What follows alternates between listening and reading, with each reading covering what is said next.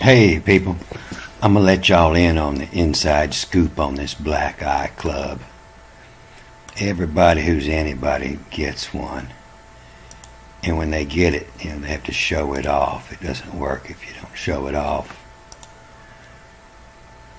And so I've seen several conspiracies about this, and I'm not going to talk about them. You could see them.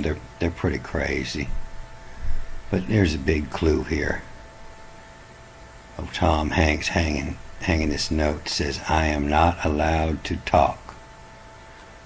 Don't talk about Fight Club." Right on 20 years ago, I was working with a club that put on an annual fundraiser for a charity. This club had a Nordic Wotan theme to it. I wasn't a member of the club, so I didn't have to take an oath, but I was respected and I had a good reputation for getting things done. So I saw some things and heard some things while I was there, and I saw this ritual take place one time, and so I was let in on the secret so I wouldn't get the wrong idea. So these clubs got a set of bylaws, and it's a list of things that you don't talk about or things you don't do to bring embarrassment on the club. So when somebody breaks one of these laws or talks, does something they're not supposed to do, everybody in the club shuns them. You've been ostracized. Nobody talks to you. Everybody shuns you. They don't answer your calls until you show the mark that you've done talked to the Master at Arms. And this is the mark of the Master at Arms. This lets everybody know that you're in the good. You've already talked to the Master at Arms. So the Master at Arms is a big burly guy like this, and he works out of his office, looks like this. And everybody says, you don't want to go on the bus. So one day I was outside the bus, and one of their young recruits had messed up something, and he had to go on the bus. And he come out with the black eye. And so when the Master at Arms come off the bus, he seen that I had saw the bus shaking, and he didn't want to give me the wrong idea. So they knew that I wasn't going to join the club. I wasn't the type, but he just didn't want me to have the wrong idea. So he gave me the story.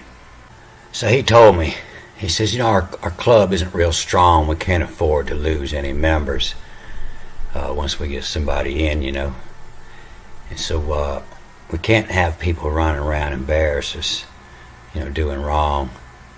So what I do is when you come on the bus, I give you a talking, and we try to make sure that you see what the problem is.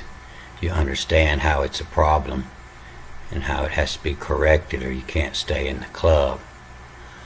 And then to give them a little more incentive, it's a little special, a little secret society within the club, and only the people that's been on the bus, know what that means. And so he said, I really don't try to hurt anybody. He said, but there's a way you do it. He said, you ball your fist up like that and just put that one knuckle out like that, and it just takes a little bitty dot in the eye, just a little tap, so you don't try to break a bunch of bone structure and try to hurt anybody.